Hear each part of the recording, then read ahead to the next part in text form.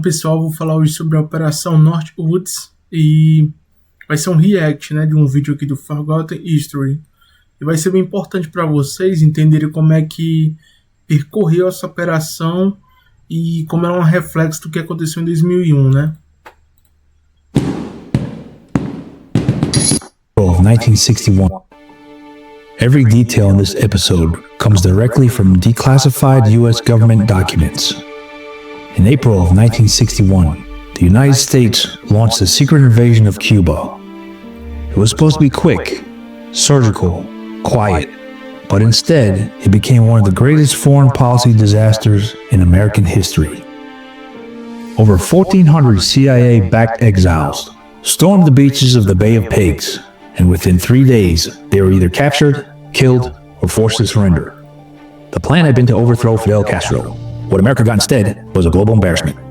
In the months that followed, something changed inside the United States national security apparatus. Publicly, Washington claimed restraint. Privately, it was a different story.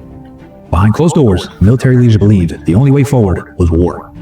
But with the American people still reeling from a failed invasion, public support wasn't guaranteed. That's when a new plan was drafted. One that would guarantee outrage, one that would rally the nation, and one that, if approved, would cross a line no republic should ever entertain. A plan that, if executed, would have killed innocent Americans on American soil, just to start a war. The plan called for hijacking. Veja, eles tinham um plano de fazer no próprio país um atentado para culpar Cuba, né? Então, por que o que aconteceu no ano de 2001 não foi também, né? Já que os caras detêm a narrativa, já estão fazendo isso na Nigéria agora e estão fazendo no Sudão também no Twitter, os americanos dizendo que quem está morrendo lá é cristão, sendo que no Sudão são muçulmanos, né? E na Nigéria tem cristãos, mas é uma coisa que vai além da religião, vai para uma questão territorial e de etnia, como eu já citei aqui no canal pelos próprios vídeos a respeito do Sudão. Mas o pessoal é alienado e se deixa alienar pela grande mídia, né, a mídia tradicional. Eles falam dos globalistas e tal, mas na real globalista é Estados Unidos, Inglaterra, França, Bélgica e Israel. São essa galera aí. Bombings, state funerals, even a fake airliner explosion. And none of it was coming from a foreign enemy. It came from the Pentagon. This wasn't a rogue idea scribbled on a napkin. This was signed off by the Joint Chiefs of Staff. They called it Operation Northwoods. So why would a U.S. military plan a false flag terror attack on its own people? And what does it say about the lines our leaders are willing to cross when they think no one's watching? Let's try and find out. Ato que já foi feito no Reino Unido, né, por israelenses com passaportes falsos culpando palestinos, né? Então se criou toda uma imagem com o tempo. Hello, I'm Mike Joberg, Marine Corps veteran and filmmaker, and we will try to answer these questions on today's episode of Forgotten History.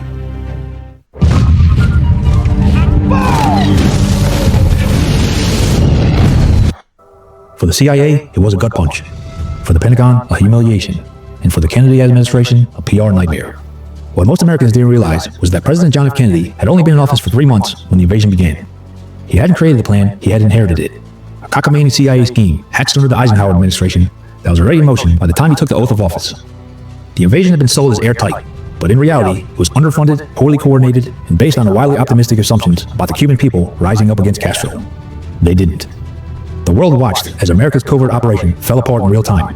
Castro paraded prisoners in front of cameras. Khrushchev mocked U.S. weakness. And inside Washington, patience wore thin. And once given the green light, the failure landed squarely on Kennedy's shoulders. The Joint Chiefs of Staff, America's top military leaders, began pushing for something far more aggressive. They didn't want another half-baked mission. They wanted a full-scale invasion of Cuba. But there was a problem. Ou seja, eles queriam uma grande operação, nem que essa grande operação derramasse o próprio sangue, né, do próprio povo. American people weren't interested in another war.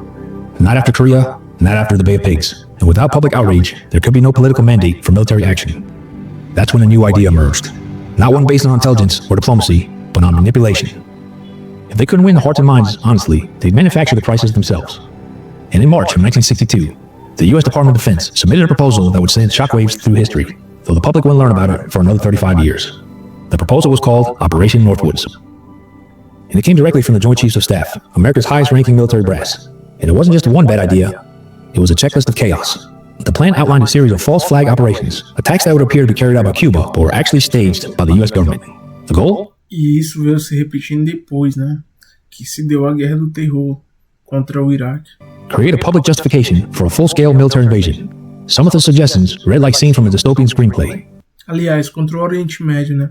They included fake hijackings of commercial airlines blamed on Cuban agents, bombings in Miami, Washington, and even inside U.S. military installations. A drone airliner, painted to match a real passenger flight, would be remotely destroyed over Cuban waters. A list of fake victims, complete with staged funerals, would be published to sell the illusion. They even considered sinking a U.S. Navy ship and faking Cuban sabotage, or staging a deadly riot among Cuban exiles in Florida, supposedly incited by Castro's agents. The memo even referenced history itself, suggesting a new Remember the Maine incident, a nod to 1898 when the mysterious explosion of a U.S. warship triggered war with Spain. They wanted to follow the same blueprint, manufacture a tragedy, blame the enemy, and rally the nation. One memo proposed assassinating Cuban refugees or American civilians to generate a helpful wave of indignation across the country.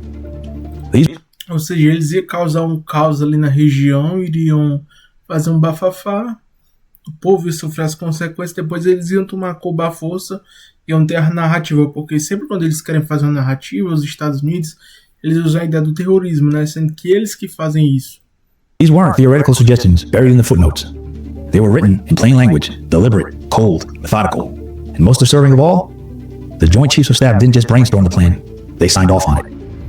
The document was approved by General Lyman Lemnitzer, chairman of the Joint Chiefs, and delivered to the Secretary of Defense in March of 1962. The final decision now rested with one man, the President of the United States. The Northwoods proposal was submitted to Secretary of Defense Robert McNamara, and from there, it made its way to the President.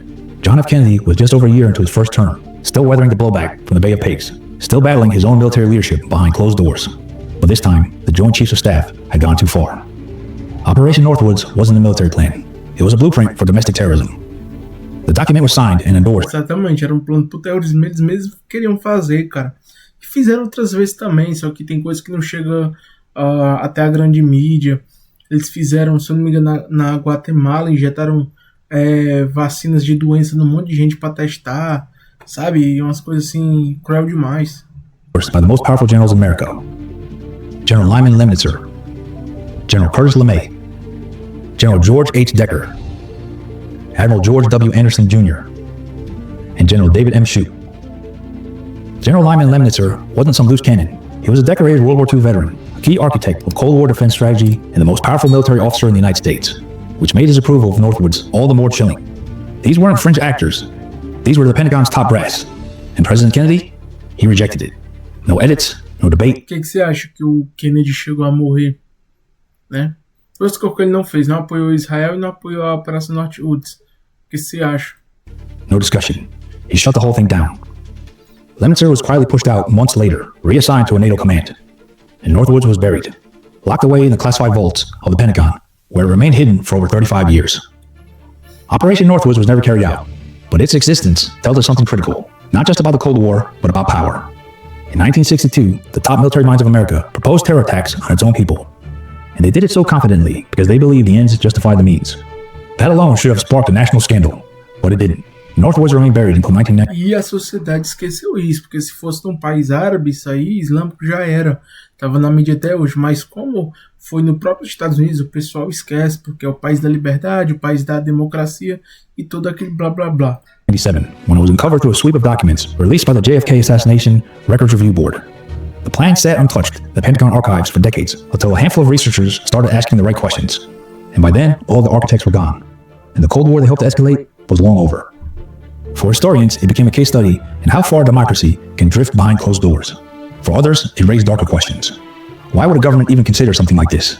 What else might have been proposed and buried? Operation Northwoods wasn't some isolated idea. Elements inside the U.S. government had long considered psychological warfare. Isso é importante, isso não foi uma questão isolada, foi um reflexo de uma cultura que já vem de anos e anos. And staged provocations. From World War II deception operations to Cold War contingency planning. The logic was always the same. If public opinion won't go where you want it, give it a push. But most of all, what would have happened if Kennedy had said yes? In the months after he rejected Northwoods, his relationship with the Joint Chiefs deteriorated. He grew increasingly skeptical of the CIA, the Pentagon, and even his own advisors. He publicly stated he wanted to splinter the CIA into 1,000 pieces and scatter it into the winds. And then, on November 22nd, 1963, John F. Kennedy was assassinated in Dallas. Officially, there's no connection. But unofficially, Operation Northwoods remains one of the most compelling exhibits in the long, dark shadow of the JFK conspiracy theory. Eles dizem que é sem conexão, né?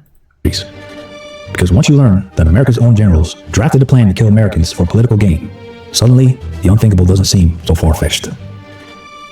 Let us know your thoughts about Operation Northwoods in the comment section. Enfim, no documento, eu cheguei a ler esse documento, né, que o Trump liberou. As únicas coisas que estavam censuradas eram temas relacionados a Israel, né, porque lá os caras têm uma questão teológica satânica envolvendo eles, mas tinha uma linha, né, que dizia que supostamente um cara lá do governo falou: deixa que nossos amigos israelenses resolvem isso. Um dia antes dele morrer. Estava como supostamente, mas estava lá o único tema que ficou, né? Então daí vocês tirem a noção de como esse povo pode ser tão sujo, né? De planejar isso para o próprio povo, depois acusar o Oriente Médio, os países árabes e muçulmanos dessas coisas, sendo que eles fizeram pior. E abre questionamento sobre o que aconteceu em 2001, porque os próprios americanos acreditam, né, que foi uma coisa que foi tramada. E eu não duvido não, cara. Pelo contrário, eu acredito, né.